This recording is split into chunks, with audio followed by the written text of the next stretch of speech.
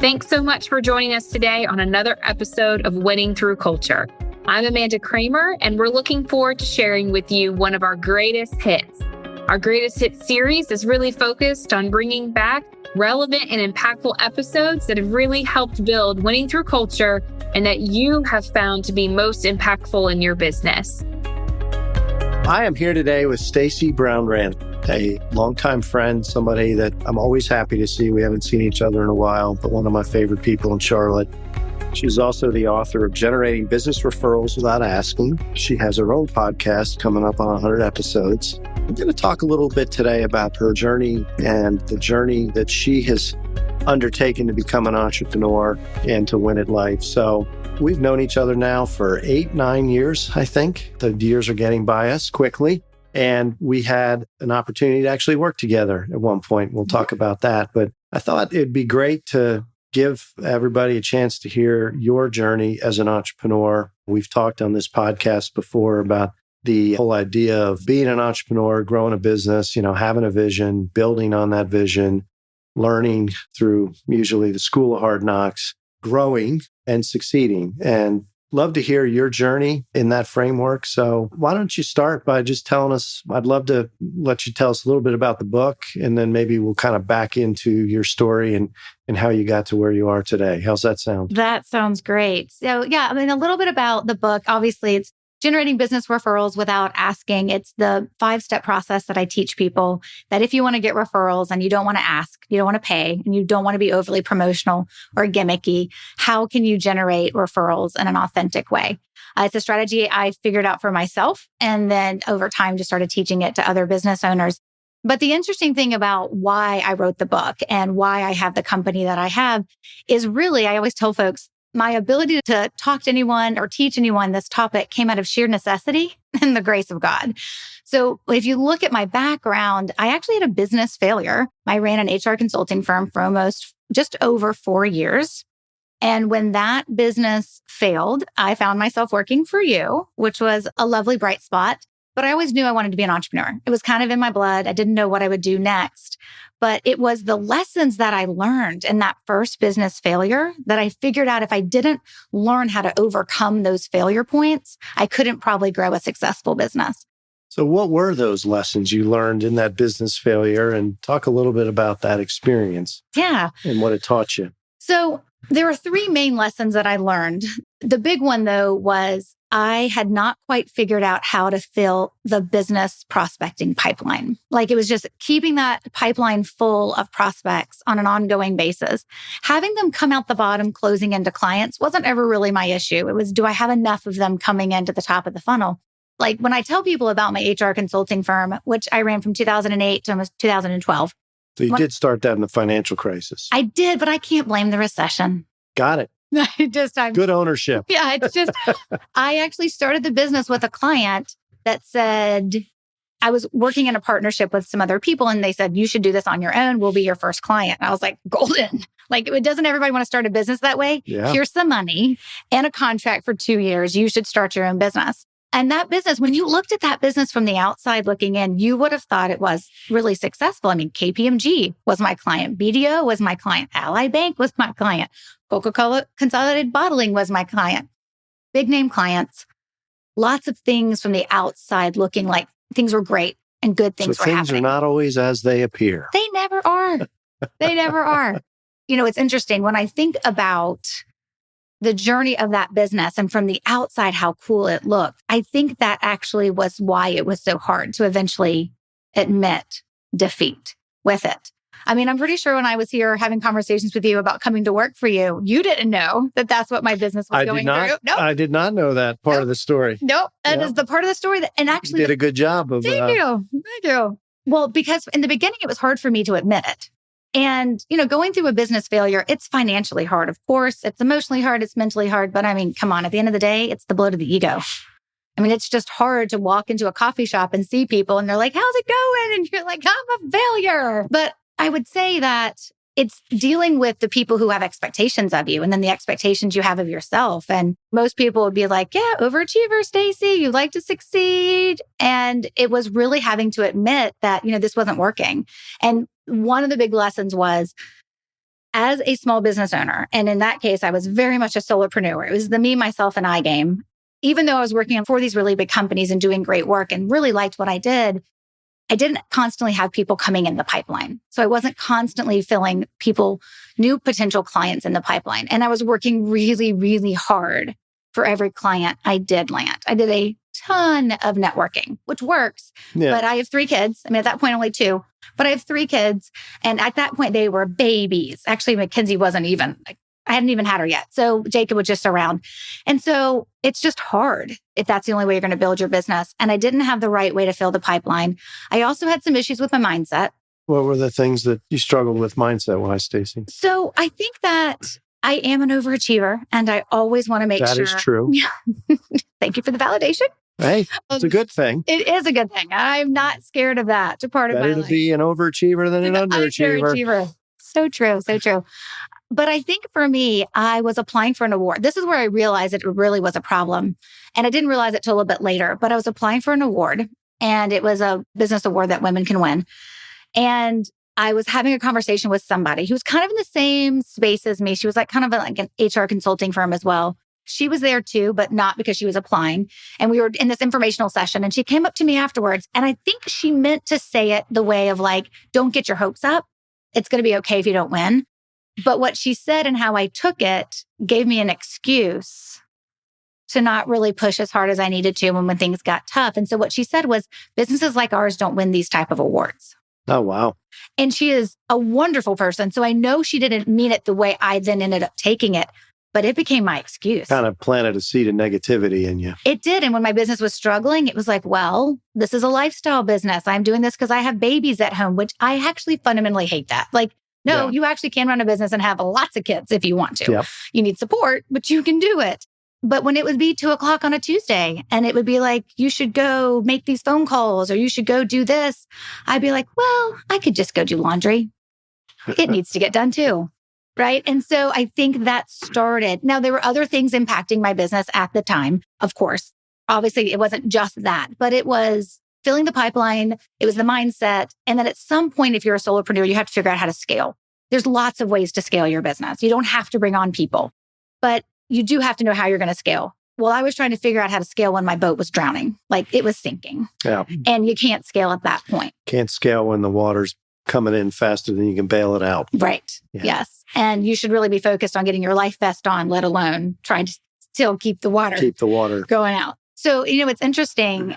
It was kind of that one of those things like it was probably failing before I officially said it's dead, but it just took me a long time to get there. And I look back on that failure. And now what's interesting is I didn't talk about that as a business failure until after I had stopped working for you and gone out on my own and started my second business, which is a productivity and business coaching practice at the time. And I was a year into that business before I stood before a group of people and told my story. And I was like, yeah, I have a business failure. I had to go get a job. And I never gave up on wanting to be an entrepreneur. As you know, I come from a family of entrepreneurs. Yes. They are all the crazy kind because they're all in the restaurant world. I'm the granddaughter, the daughter, the sister, the niece, and the wife. Well, not anymore because he sold his, but of restaurant owners. So it's just being an entrepreneur. It's actually having the 9 to 5. People look at you funny in my family. They're like, what do you mean? Why would you do that? What do you mean you can't go on vacation on Tuesday and Thursday? That's when the restaurants are closed, right? So it was, I knew that's what I wanted, but figuring out how I was going to make it successful was really important as I started the second one. So you kind of put off accepting the notion of failure for a couple of years, probably almost 3 years then from the timeline. Once you took that in and accepted that actually might be a good thing, not a bad thing. I mean, it wasn't a great experience to have in the moment, not fun in the moment. What did it teach you that has made you a much more successful entrepreneur over the last few years? Everything. One, that I have a very strong ego. Because it took a while to accept that situation. Yeah. It's funny. We have a very dear friend in common, Ruth Samuelson. Yes. And she told me when I was actually working here, she gave me some great advice one time. And she said, God can't mold you when you're sitting in cold water. He has to put you in hot water to mold you. I think she meant it for the time that I was here working with you. But that lesson and that moment, and it was a little sticky note I had on my computer, even when I was working here, sitting in one of these offices, it was a little sticky note that said, I can't mold you sitting in cold water, God. It was this little sticky note I put on my computer and then took it with me. And every time I'm faced with something different in this business and growing this business, because now this business looks totally in a way I would not expect it. Like, it's awesome and I love it, but it looks so different than I would have ever anticipated. And I still face a lot of self-doubt. Like, I still have those issues. I mean, they'll tell you everybody does. Yes. It doesn't matter how successful you become. It doesn't matter how wealthy you become, how big your business is. We all have our own version of self-doubt. And so I think the business failure taught me that I am capable of being molded when placed in hot water, and I'm capable of coming out on the other end. Not always the way I would like it, not always on my time frame, but I am capable of that because that is what I have. That is what God has given me, is that ability to be moldable and to bounce back, to be resilient. I think I've also learned a lot of humility in the process.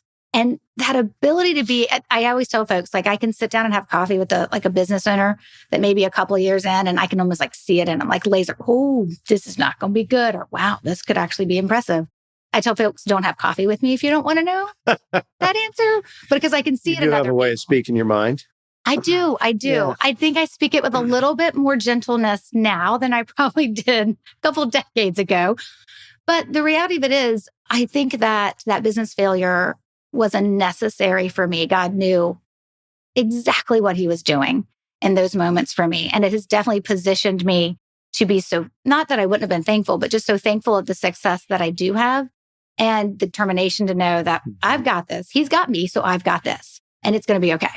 Yeah, John Maxwell wrote a book several years ago now, probably 20 plus years ago, called Failing Forward. And I had a chance to have lunch with John shortly after that book came out. And we were discussing that the premise of the book was a great premise, which is failure is a necessary part of success. And it's about moving forward from your failures. He did say, though, the title probably wasn't the best title because it didn't sell as well as any of his other books did. Still a great book.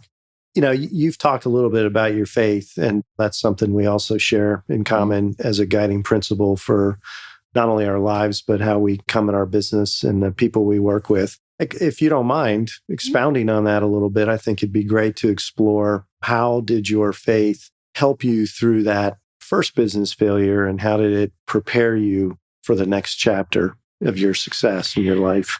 So I would say that obviously it made me rely more on him. I am the type of person who really believes I could probably do it all. Like, there are those pieces of me that's like, I can figure this out, right? Like, when I took my program and turned it into an online program, I had to build the entire back end of the website with all the plugins and all those bells. And you did that? I did it. Wow. When we overhauled it the second time, a couple years later, I did not do that one. I hired that out. The things that I have learned, the things that he has exposed me to be able to do, the things that he's proven to me that I can do, it's my willingness to do it is usually where he probably gets frustrated with me. But yeah, I just think that the faith part of my journey has only gotten stronger. I was raised in a Christian home. So there was always this understanding and underlying idea of like, yep, we believe in God, we believe in Jesus. That's how we're getting to heaven. And then, like most high school, typical college kids, kind of like, Sunday, church, what? No, sleeping in, right? Like, kind of moved away from that. And it was actually when I met Norm, my husband, we were actually both starting to date at the exact time we were also both starting to like re-engage with our faith, which has been a huge part of our marriage moving forward as well. And that doesn't mean we haven't had trials and being tested and all kinds of things that have happened. But I think it's that constant source of strength when things really feel like they're, and then when things are hitting the fan, it's not like you're grasping for it because it's kind of there. That doesn't mean I don't do a lot of questioning of God. Like, I think people say you're not supposed to question him, but you can ask him questions. But I'm like, no, I question him. Like, why? Why is this happening to me? Why is this happening? But I think, I learned early on through some of the other things that we went through on the family side of us, that it's just the questioning sometimes is actually what draws you closer. And it's the peace that you get when the questions are answered, even when they're not answered. When you listen. And if you listen. If you listen. If you listen, that is a big one. And I think I also through this journey, what I have learned is I may not be at this point in my life where I have those quiet moments where I hear his small, still voice. I'm not going to say I'm one of those people that's ever had that moment. But I know very clearly God speaks to me, not only through the Bible, but through other people. I am constantly learning lessons by talking to other people and realizing I'll walk away from a conversation and be like, okay, God, got it. I know that's the message you wanted me to have. But I do think it's this great foundational piece in my life. It's only strengthened through everything that I've been through, which has been really helpful to continuing on. Because there are sometimes I get stuck with stuff from a business perspective. I'm like, I don't know what to do. Or can I do this? Do I have it in me? Mm-hmm. And then there's something that happens and I'm like, okay, right. Yep. He's got me. This is okay. I don't have to understand everything. I don't have to have the whole path laid out, but I do have to take the next step. And that for me is kind of where I am right now. It's like, he has this under control. Will you just take the next step, Stacey? Will you just do the next thing? I mean, and I think about the success my business has had, like the online side of my business where I teach people my referral strategy. We're in 8 different countries. We just brought on somebody last month from Singapore. We've been in, obviously we have a huge base in the United States, but we're in Canada, we're in Germany, we're in Australia, we're in New Zealand. We are in, where else are we? Scotland, England. Like we're in so many places. I'm like, I'm helping those people, like not just around the area, but like all over the world have success. Taking the message global. And that's one thing I think that he started needling in me. As I was going more global, my what I teach people was going more global, the business, the book, the podcast, as all that was growing and the businesses and the lives that I got to be around, I think he was like, okay, when are you going to talk about me? Like, when are you going to infuse me into some of what you do? But at the same time, honoring how I would talk to somebody about it. I'm not trying to be a preacher. Like that's not what I'm trained to be. Understood. And so that's kind of been the next thing is like letting a little bit of my faith show through what I do. It's kind of been that additional step in that journey that I've been taking. How have you found your faith to help you with the vision side of things? I mean, was the being in 8 countries and having your book translated in different languages, was that a part of the original vision? So no, I think as big a thinker as you are, that was not a part of the original vision. It really wasn't. I think for me, when I look back to starting this business, it was, let's just not be a failure again. Right. So that was the vision when I first started, that when I stopped working with you and I left working with you and I went to start my second company and I started the business and productivity coaching practice. I knew very clearly I was entering a coaching practice, which meant you were only ever going to make so much money because you only had so many hours in the day and you trade dollars for hours. So the scalability piece was always a part of my vision. What it was, what it looked like, how it would come to be, I didn't know. My father is an author. So of course, having a book published was in the vision. What the book would be written on, no idea. That was to be determined. To be determined. Didn't know what it was. Just knew you were writing a book. I wrote a book in graduate school and never did anything with it, right? So there were pieces that I knew I wanted to accomplish, but it was kind of just waiting for God's perfect timing and his plan to bring them all together to be like, okay, this is what it's going to look like. Your scalability will be an online program where you help people all over the world. And I still offer VIP, so I still get to have communication with some of the folks who go through my program. But it was like, okay, you will write this book. And guess what? Now there's a second book. Second book. Right, which I'm working on right now. And the truth is, I wouldn't commit to the second book because I couldn't figure out what the third one would be. There's something about that Once you get going, you got to keep going. I needed to know what book 3 would be about because I figured once I wrote a second one, that would be the expectation. So what's 2 about? So 2 is actually, I'm doing my own version of a Star Wars side of things. I'm going backwards. Oh. So the first book is about how to get referrals without asking, but it's really based on the fact that you actually have people who've referred you and taking those referral sources and being able to get more referrals from them. And of course, turn people into referral sources that aren't referring you. Mm-hmm. The second book is actually like, well, let's just make sure you're actually referable. So in my world, I call that sticky client experiences. Let's make sure you have a sticky client experience and do it on a shoestring budget because my market is small business owners and solopreneurs. I'm not trying to compete with the big companies, but what can we learn from their client experience journeys that they have and apply them in a way that works for small businesses? So I have a program on that too. I always tell folks, if you don't know you're referable, you start with a client experience. If you know you have a good client experience, you're getting referrals, then we can jump to the referral part. And so it's really kind of going backwards. Okay. That makes sense though, right? I mean, I always tell our advisors that say I want to get referrals, my first question I ask them is, are you referable? And, everybody wants to get introduced to new business, yet are you providing, as you said, a client experience that people are going to want to share with others? Yep. Are you talkable? our best advisors get referrals without even asking because they've created such a great experience. So it's fantastic that you are actually taking that approach. Kudos. Yeah. Well, a lot of it I actually kind of honed while I was here working with you guys. I really kind of figured out how we were teaching advisors to grow their practices and then looking at kind of like who were the big dogs, so to speak, in the space of referrals, and realized a lot of what folks are, and it's not just advisors. I see it with my CPA and my attorney clients, my interior designers. It doesn't matter kind of what they're taught. You Google, how do I get referrals? And 99.9% of results are going to be, oh, just go ask. Yes. And my favorite part of that is, and if you won't ask, well, there's something wrong with you. Like get over your own head trash. Shame you. Right. And I'm like, yeah, but if like 99% of us don't want to ask, why isn't there another option? Yeah. And so when I started my second business, business failure, when I started my next business, it was, okay, I'm going to figure out how to get referrals. And then it was, oh, you got to go ask for them. Oh, I'm not going to cold call Tim. So I'm sure heck not going to cold call. You all know I'm not going to ask for referrals, right? So I'm like, no, not really quite sure that I'm going to do the asking piece. So I reverse engineered the human dynamic and psychology of how referrals work and just started guinea pigging on my business. But at the same time, I was a coach that did really good work. So I had this great client experience, not just the work, but the relationship I built to where it was like this natural kind of connection as things came to be. And then my first year as a business coach, 112 referrals without even asking. And done 100 referrals plus every year since. And now, of course, talk to other people about doing it. But you're right. When that advisor comes up to me and says, I want referrals, I'm like, well, I don't know. Are you sure? I mean, I think you deserve them, but are you worthy of them? Yes. Well, that's a good point. That's a great question.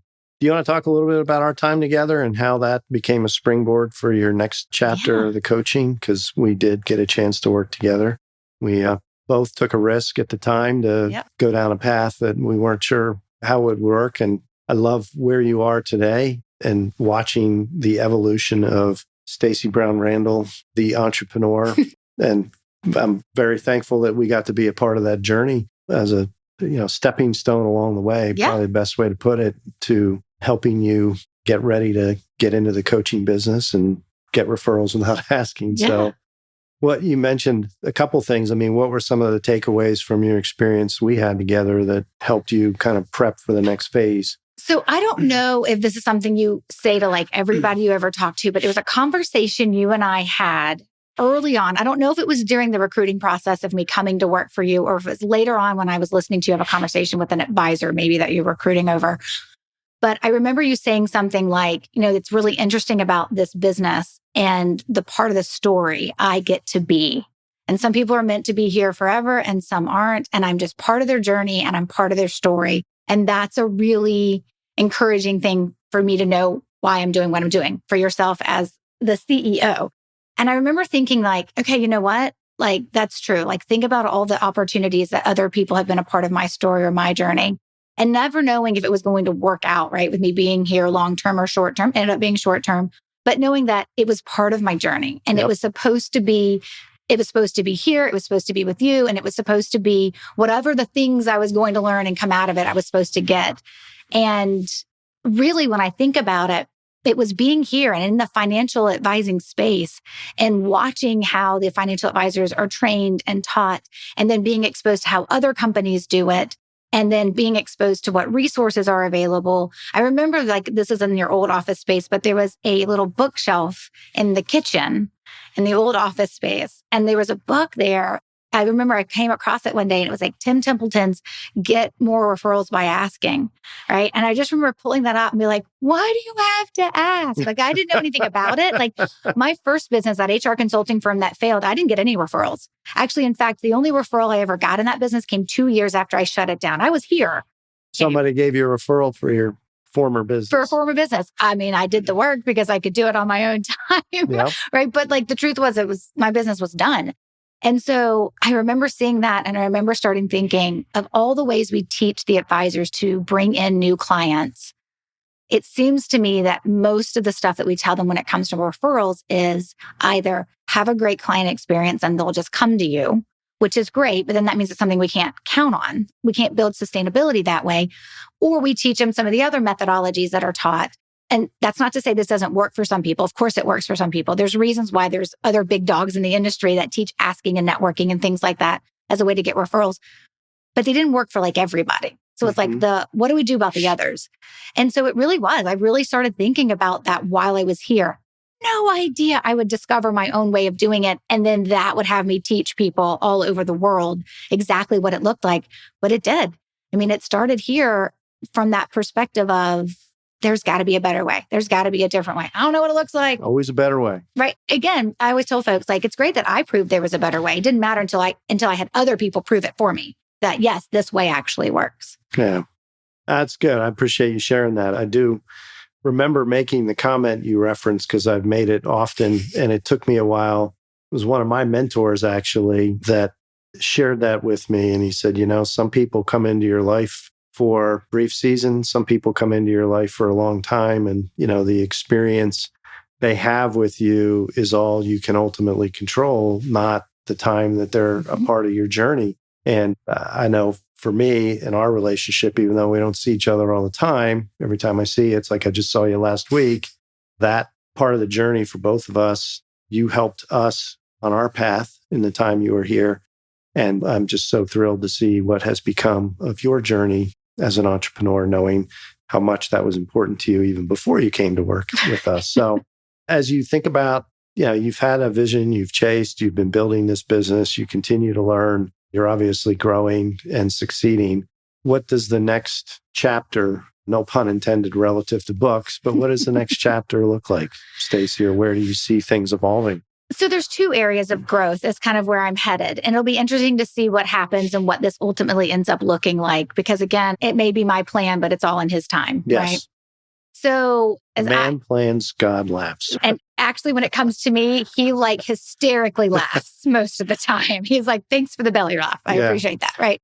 But I think there's two areas of growth for me. I think that I'm not anywhere near close to helping as many people as I'm supposed to help with being able to generate their clients without asking for those referrals. I know that there is a bigger growth trajectory in store for me, that of all the people I get to help, and it's awesome, and they are from some similar industries, but from some different industries all over the world, there is a huge growth trajectory there still yet to be uncovered. And so that is a big push for my business on the referral side and the client experience side. But when I used to be a business coach, I used to teach people a very specific reverse goal setting process. And I used it. So I started using it back in 2013, 2014. And then I would teach it to my clients. I used to do weekend retreats on it, which were great. And I then just kind of let it lie because now I'm doing this referral thing and everything shifted in my business. But I resurrected it 2 years ago and I started teaching the reverse goal setting process. And then at the beginning of 19, I beta launched a Goal Finishers Club, which is a monthly membership to help business owners have the accountability and the community they need to actually crush the goals they set for themselves. But we don't set 1-year goals in a vacuum. We look at it in a reverse setting. So I ended up launching the Goal Finishers Club. Amazing success. We had one person who went through the club and did something he'd been putting off for 10 years, and it made him an extra $100,000 in 2019. Wow. Because the club was holding him accountable, right? And so the Goal Finishers Club was like this little side project. I just really missed that part of my business. I love the referral piece, but I'd missed holding business owners accountable and helping them crush their goals. I mean, it's how in 2017, I went on a 5-week sabbatical with my business because a goal I set back in 2014 and was working towards it and had accountability. And so it's like this side project, but yet not a side project. But where I ultimately see that piece of my business going, and Norm, my husband and I were talking about this, I looked at him and I said, this is the piece of my business that you could ultimately run one day if you wanted to, if you could work for me, because you work for me, not with me. And you have to be okay. With that. A clear distinction, I can tell. Yes. He's always like, it's so good. I am such a humble man. He is a very patient good man. And understanding. And I'm like, yeah, God knew exactly what he was doing when he put us together. Paired you well. Yes. But I really do see, like, if Norm ever joined me in the business, and I don't know if he would ever want to. I mean, he's been a business owner in the past, but if he ever wanted to, that would be the piece that doesn't need me in the same way the referrals and the client experience does, because so much of the referral piece is language based. And that is my superpower. And it's helping people plant referral seeds. That is ultimately what makes everything work. On the Goal Finishers Club, it's brain science and motivation around accomplishing goals. And then just how I teach it, I can train anyone to learn to do that. And it has the potential for it being maybe something that he grows and develops. And there are thousands and thousands and thousands and hundreds of thousands of business owners that need that kind of help. So I don't know where we'll see ourselves in 10 years. Who knows? Maybe I won't be doing any of this. I don't know. But I do know that that's kind of where we're headed, is really growing these two parts. Okay. So the goal setting and the accountability group and continuing your superpower of referral language. That's awesome. Yeah. So you are a very accomplished woman, great wife, mother to three I don't children. know. Have you asked my children? Well, I have not asked them lately, but I am sure with two pre-teenagers, I know the answer that I might get. Yes. But Mackenzie loves you. So for sure. And woman of great faith, very involved in the community. We have a mantra here about helping people win at life. And I think you are clearly a great example of someone winning at life, not just succeeding in business to the detriment of the rest of your life. I mean, what does success look like for Stacey, and how are you kind of keeping it all going? Yeah, I don't know that balance is even a fair word to use, but you certainly are attending to all aspects of your life. What do you do there that might be worth sharing with others? Because you have accomplished quite a bit. Yeah, I think that it's intentionality. Mm-hmm. I think every day I wake up, I want to be really good at my business, and I want to be a really good wife, and I want to be a really good mom. And that doesn't mean every day I'm awesome at all three. That doesn't mean that at all. I mean, there are some days I don't get a shower. I mean, it is just how my life unfolds. So I don't want anyone to get the idea that this is like picture perfect behind the scenes, because it's a mess sometimes, a hot mess. But it's an intentionality. I mean, it's the idea that Norm and I want our marriage to work. So we work on it, and we make sure that we communicate, and we do things together, like take the Enneagram and figure out, that's why you drive me bonkers. So now we can talk about Opposite it. ends of the scale. Right. Totally. I'm a 3 achiever and he's a 9 peacemaker. So, I mean, be more opposite. I mean, when he finally took the DISC assessment, I was like, oh, now I can truly unpack you, right? Because I learned the DISC when I worked for you. But I think it is truly an intentionality that I have and that I bring to my life. I know I get this one life. I know this is it. And I don't know how long it lasts. And I don't know all the impact that I'll ultimately get to make. But I just want to be intentional about the choices that I have made. I wanted to be a mom. I expected to be a mom to 2. And then we took custody of our nephew almost 5 years ago. Now I'm a mom to 3. And I'm learning how to parent a child that has been raised with a lot of trauma and abandonment issues and anger issues because of that. So that is softening me a lot. But I think it's just this level of intentionality. I want to be a great mom for them. I want to be a great wife for Norm. And I want to have a kick butt business. Like I want all those things. I also recognize I can't have all of those things all at the same time to be amazing and headed in the trajectory that I want. The business has grown slower. To be honest, the business has grown slower than I wanted, but things had to slow down when we took custody of Danny. I mean, I was supposed to launch my Growth by Referrals online program the week we got custody of him. And that launch had to be pushed off by 6 months. So there's been a lot of things that we make shifts and decisions based on where we are, but it's intentional. And Norm and I communicate great. And when we're not yelling at the children, we communicate great with them too. And we just wake up every day saying, okay, this is like, we wanted this for our lives. So let's not waste it. Embrace it. Yeah. And when it's a mess, it's a mess. And like last night, I just boycotted cooking dinner. I told the kids, figure it out, have some breakfast. You'll be fine. Dad's out of town. We'll all survive. I'll make tacos tomorrow.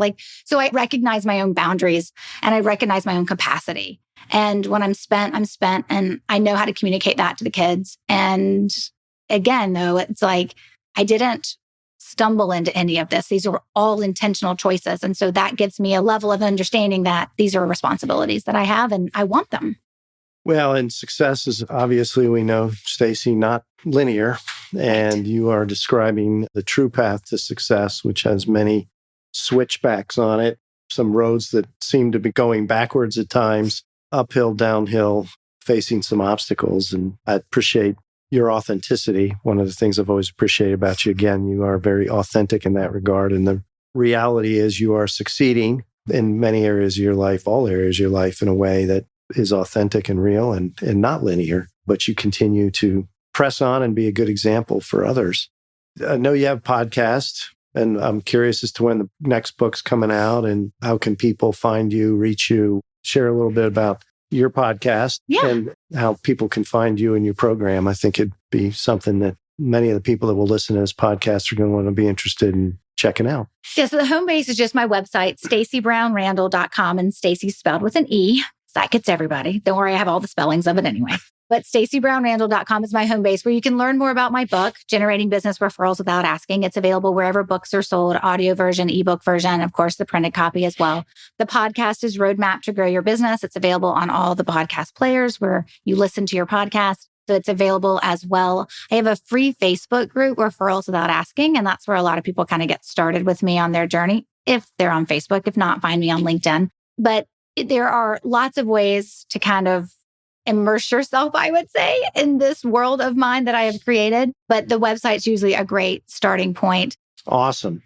Well, I look forward to the next book. I look forward to continuing to watch your journey of success unfold and, watch the impact you're having not only on some of our own advisors here in our firm, but people all across not only the Carolinas, now the whole world. So really appreciate you joining me today, Stacey. I mean, as I had the vision of putting a podcast together, yours was one of the inspirations for that. And watching you not only do that work, but listening to you really inspired me to say, you know what, there's a medium here, there's a message to be shared.